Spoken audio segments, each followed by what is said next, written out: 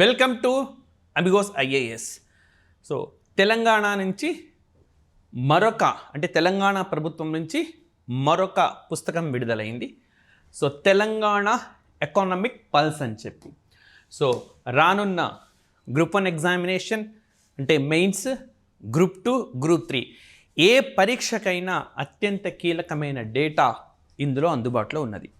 So ముఖ్యంగా ద్రవ్యోల్బణం ధోరణులు, అదేవిధంగా ఉద్యోగాల కల్పన అండ్ పారిశ్రామిక సేవా రంగాలు, వ్యవసాయ రంగము, వీటితో పాటు డిఫరెంట్ స్టాటిస్టిక్స్తో అంటే వేర్వేరు గణాంకాలతో తెలంగాణ ప్రభుత్వం ఎకనామిక్ పల్స్ అని చెప్పి విడుదల చేసింది. సో గతంలో సోషియో ఎకనామిక్ అవుట్లుక్, ఆ తర్వాత MSME పాలసీ, ఇవన్నీ కూడా అందరికంటే ముందుగా అమిగోస్ IAS మీకు అందించింది. సో ఈ డేటాని కూడా మీరు గ్రూప్ 1 మెయిన్స్ రాస్తున్న సమాచారాన్ని ఎలా వినియోగించుకోవాలి, at the same time group 2, group 3 ఎగ్జామినేషన్లో ఎకానమీలో ఎక్కడ ఫోకస్ చేసి క్వశ్చన్స్ అడుగుతారు, వీటన్నింటిని కూడా మీకు అమిగోస్ IAS అందిస్తుంది. సో దయచేసి మీరు ఈ వీడియోని చూడండి, లైక్ చేయండి, అదర్ ఆస్పిరెంట్స్కు కూడా షేర్ చేయండి. So first of all inflation గురించిన సమాచారాన్ని ఇచ్చినారు. ఇన్ఫ్లేషన్ అని అంటే మనకు తెలుగులో ద్రవ్యోల్బణం అంటారు. సో ప్రస్తుతం ఈ బుక్ అనేది కేవలం ఇంగ్లీష్ మీడియంలోనే అందుబాటులో ఉంది. అంటే ప్రభుత్వం ఇచ్చిందే ఇంగ్లీష్ భాషలో ఇచ్చింది, ఇంగ్లీష్ మీడియం కాదు, ఇంగ్లీష్ భాషలో, ఇంగ్లీష్ మాధ్యమంలో ఇచ్చింది. సో తెలుగులో కూడా త్వరలో రిలీజ్ కావచ్చు, బట్ ఇక్కడ ఎక్స్ప్లెనేషన్ బైలింగ్వల్గా ఉంటుంది కాబట్టి పర్వాలా. సో మరి మొట్టమొదలు ఇందులో ద్రవ్యోల్బణం పైన ఫోకస్ చేసినారు. సో అకస్మాత్తుగా ధరల పెరుగుదలనే ద్రవ్యోల్బణము అంటారు. So sudden rice in the price అన్నమాట, రైట్. అండ్ ద్రవ్యోల్బణాన్ని కట్టడి చేయడం కోసం మనకు RBI మానిటరీ పాలసీని, ప్రభుత్వం ఫిస్కల్ పాలసీని, విత్త విధానము విడుదల చేస్తుంది. ప్రభుత్వం విత్త విధానాన్ని, అదేవిధంగా మనకు RBI వచ్చేసి మానిటరీ పాలసీ, ద్రవ్య విధానాన్ని ప్రకటిస్తుంది. సో మరి రాష్ట్ర స్థాయిలో అసలు ఏంటి పరిస్థితి చూడండి. ప్రస్తుతం తెలంగాణ ఆర్థిక వ్యవస్థలో ద్రవ్యోల్బణం తగ్గుదల ఉంది అని చెప్పింది ప్రభుత్వం. At the same time unemployment rate తగ్గింది, అంటే ఉద్యోగాల కల్పన బాగున్నది, చాలామందికి ఉద్యోగాలు వస్తున్నాయి అని చెప్పింది. అండ్ అదేవిధంగా ట్యాక్స్ ఇన్కమ్ పెరిగింది, GST పెరిగింది. సో GST పెరిగింది అని అంటే వస్తు సేవల కొనుగోళ్లు పెరిగినాయి అని అర్థం, అంతే కదా. వస్తు సేవలపై విధించే పన్ను అది. వస్తు సేవల కొనుగోళ్లు పెరిగినందుకే GST ఆదాయం పెరిగింది అని చెప్పి ప్రభుత్వం చెప్తా ఉన్నది. అదేవిధంగా ఫ్యూయల్ కన్జంప్షన్ అంటే చమురును ఎక్కువగా వాడుతున్నారు. సో ఎక్కువగా అమ్మకాలు ఉన్నాయి అని అంటే సో యాక్టివిటీస్ ఎక్కువగా ఉన్నాయి అని చెప్పి తెలుస్తూ ఉన్నది.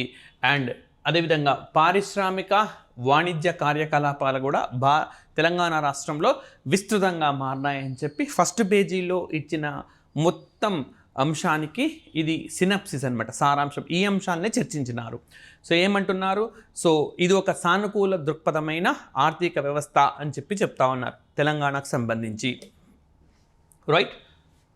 సో చూడండి, మరి మనకు మెయిన్స్లో ఇలాంటి టాపిక్స్ని వినియోగించుకోవచ్చు. సో ఆర్థిక కార్యకలాపాలు బాగా జరుగుతున్నాయనడానికి ఇండికేటర్స్ ఏమేమి ఉంటాయి అంటే ఎక్కువగా ఫ్యూయల్ కన్జంప్షన్, చమురు ఎక్కువగా వినియోగం ఉంటుంది, ఆర్థిక వాణిజ్య కార్యకలాపాలు విస్తృతంగా ఉంటాయి, పన్ను వసూళ్లు పెరుగుతూ ఉంటే అక్కడ ఆర్థిక వ్యవస్థ పురోగతి దిశగా ఉందని చెప్పి తెలియజేయవచ్చు. సో అదేవిధంగా ద్రవ్యోల్బణం కూడా కట్టడిలో ఉన్నది అని కూడా చెప్పొచ్చు, రైట్. అండ్ మరి ఇన్ఫ్లేషన్ జూన్ నుంచి జూలై 5.5% నుంచి 2.9% తగ్గింది. సో మరి ఎందుకు ఇలా తగ్గింది అని అంటే మనకు 10% కారణము ఫ్యూయల్ తగ్గడము అని చెప్పి, అదేవిధంగా కూరగాయలు 4.5% అండ్ ఆయిల్ అండ్ ఫ్యాట్స్ అనేది 2.7%లో తగ్గుదల మనకు కనిపిస్తుంది అని చెప్పి ఈ ఎకనామిక్ పల్స్ అనే బుక్లోనే మనకు ప్రభుత్వమే వివరించింది. సో ప్రభుత్వం ఇచ్చిన డేటానే మనం ఇక్కడ చెప్పుకుంటున్నాం. సో జస్ట్ సినాప్సిస్ రూపంలో చెప్తున్నాం మీకు. అండ్ నెక్స్ట్ వచ్చేసి పట్టణాలలో నిరుద్యోగం తగ్గింది, అంటే పట్టణాలలో ఎక్కువ మందికి ఉద్యోగాలు లభిస్తున్నాయి అని అర్థం. నిరుద్యోగం తగ్గాలి, ఉద్యోగాల కల్పన పెరగాలి. సో ఎప్పుడైనా అది మనం బ్లైండ్గా గుర్తుంచుకోవాలి. సో 8.8% పెరిగిందంటున్నాడు. ఎప్పటితో పోలిస్తే మనకు గత క్వార్టర్తో పోలిస్తే, అంతకుముందు త్రైమాసికంతో పోలిస్తే తాజా త్రైమాసికంలో ఈ ఏడాది తాజా అంటే ఏప్రిల్ మే జూన్ నెలల్లో నిరుద్యోగిత తగ్గిపోయింది. 8.8% మేర నిరుద్యోగం అన్నది తగ్గిపోయింది అని చెప్తున్నాడు.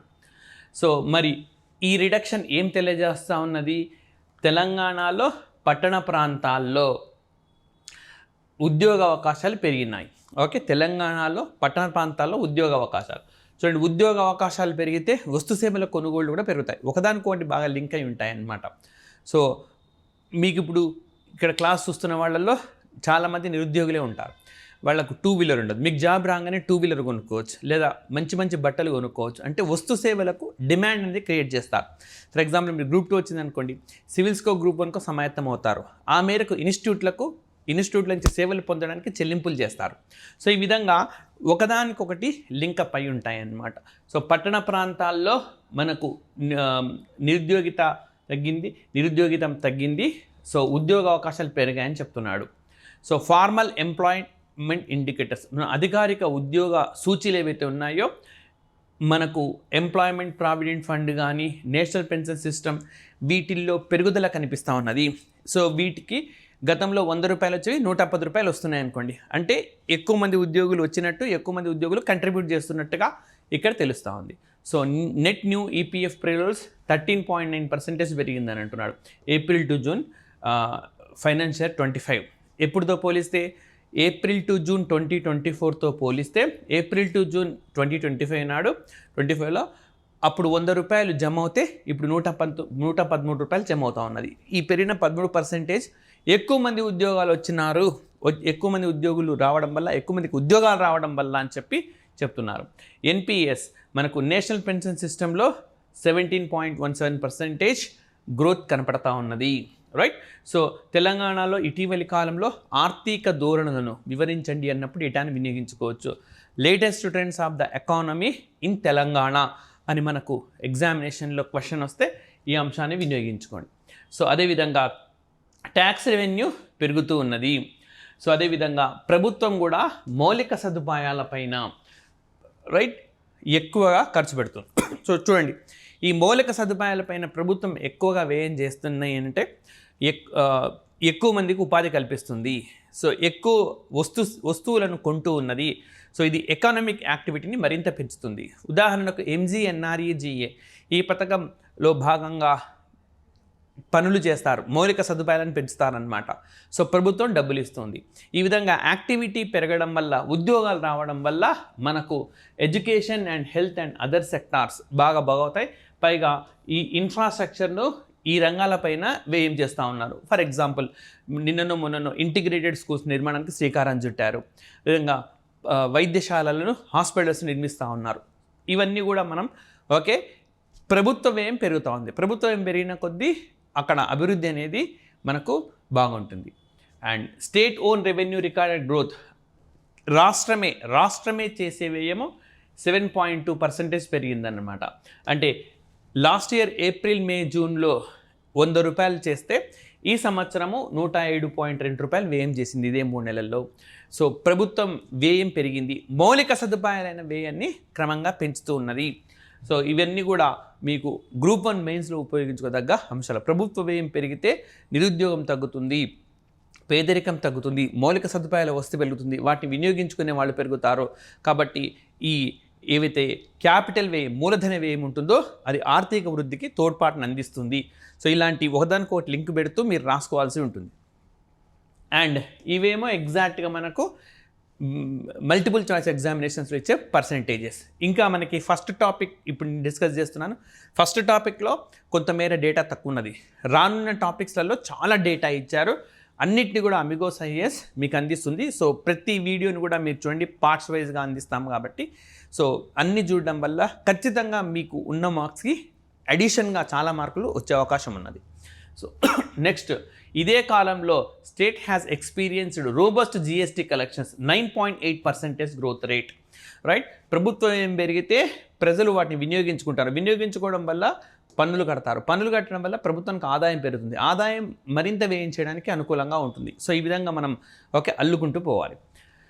Healthy consumption and business activity with in the state. So ఈ గ్రోత్ రేట్ అంతా ఇక్కడ ఇంత పర్సంటేజ్ పన్నులు ఇంత మేర కట్టారు అనంటే అంత మేర వస్తు సేవలు వినియోగించుకున్నారు అనంటే వినియోగ వ్యయం చేయడానికి కుటుంబాల వద్ద ఆదాయం ఉన్నది, అదే వ్యాపారస్తులకు కూడా మెరుగ్గా ఉంది అని చెప్పి ఇవన్నీ కూడా మనకు తెలియజేస్తూ ఉన్నాయి.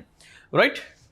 అండ్ నెక్స్ట్ వచ్చేసి ఫ్యూయల్ కన్జంప్షన్, చమురు వినియోగంలో కూడా 15.6% పెరిగింది. గత ఏప్రిల్ మే జూన్తో పోలిస్తే తాజా ఏప్రిల్ మే జూన్లో 15.6% మేర ఫ్యూయల్ కన్జంప్షన్ పెరిగింది. అంటే ఎకానమిక్ యాక్టివిటీ మెరుగ్గా ఉంది అని చెప్తుంది.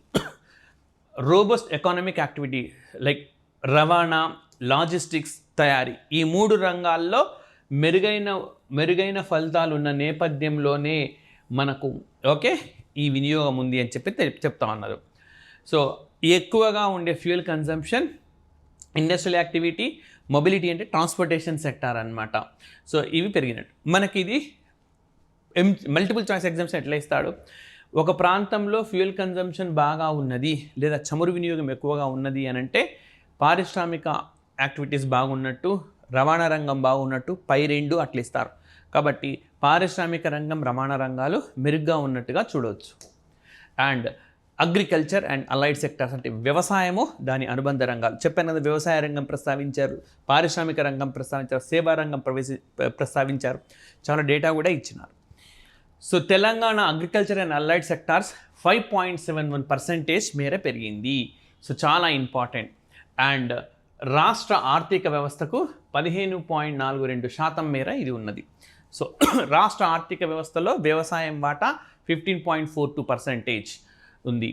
రైట్. అండ్ ఏ రంగము అంటే వ్యవసాయము, దాని అనుబంధ రంగాలు. వ్యవసాయం, దాని అనుబంధ రంగాలు ఏముంటాయి మనకు, వ్యవసాయము, అడవులు, గనులు, ఇవన్నీ ఉంటాయి కదా. సో అవన్నిటిని కలిపి చెప్తున్నాను. And agriculture zone areas increase అవుతున్నాయి. అంటే వ్యవసాయాన్ని పండించే భూములు మెల్లిమెల్లిగా పెరుగుతూ ఉన్నాయి. సో కారణం ఏంటంటే అనుకూలమైన మనకు వర్షపాతం అనేది నమోదైంది. జూలై నెలలో మంచి వర్షాలు పడ్డాయి. So right. దీన్ని మెయిన్స్ ఎలా వినియోగించుకోవచ్చు, భారతదేశంలో తెలంగాణలో వ్యవసాయ వృద్ధికి కారకాలు ఏంటి, సో మెరుగైన వర్షపాతం. సో అది అందరు రాస్తారు. మంచి వర్షపాతం యూనివర్సల్ ట్రూత్ ఇది. ప్రపంచంలో ఎక్కడ పోయినా కూడా వర్షాలు బాగా పడి సమృద్ధిగా పడి నీళ్ళు అందుబాటులో ఉంటే వ్యవసాయం చేస్తారు. ఇది కొత్తగా చెప్పాల్సింది లేదు. సో మనము కొంచెం ఎడిషన్గా పాయింట్స్ రావాలంటే ఏం చెప్తాం, జూలై 2024లో మెరుగైన వర్షపాతం నమోదు కావడం మూలంగా వ్యవసాయ రంగంలో వ్యవసాయ భూమి పెరిగింది అని చెప్పి మనకు ఎకానమిక్ పల్స్లో తెలంగాణ ప్రభుత్వం తెలిపింది. అంటే ప్రభుత్వాన్ని కోట్ చేసి చెప్తా ఉన్నాం, మనం ఆ డేటాని చెప్తా ఉన్నాము. సో అండ్ వ్యవసాయం బాగా జరగడం వల్ల దాని వాటా కూడా పెరుగుతుంది. 15.42% వాటా పెరిగిందని చెప్పి ప్రభుత్వం చెప్పింది. సో ఈ విధంగా మనం కోట్ చేస్తామన్నమాట. రైట్. అండ్ సో వానాకాలం కాప్ ప్రొడక్షన్ అంటే వానాకాలంలో పండే పంటలు. సో మరి ఇలా ఎందుకు రాశారంటే ఎకానమిక్ పల్స్ బుక్లో యాస్టిస్గా యూజ్ చేసినారు దాన్ని. రెయినీ సీజన్ అనే బదులు వానాకాలం అని ప్రస్తావించినారు. సో ప్రాబ్లం ఏం లేదు, మనకు అర్థం చేసుకోగలం. కాబట్టి ఇంక్రీజ్డ్ మనకు వానాకాలం పంటలు 2015-16లో పెరిగి మళ్ళీ తాజాగా పెరిగినాయి. సో ఆహార ధాన్యాలు పండించేవి వ్యవసాయ భూమి పెరిగింది.